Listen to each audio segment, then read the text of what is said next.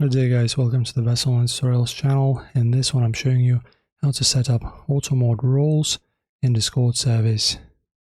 So Discord has a powerful built-in auto mode feature that automatically scans messages for spam and other things.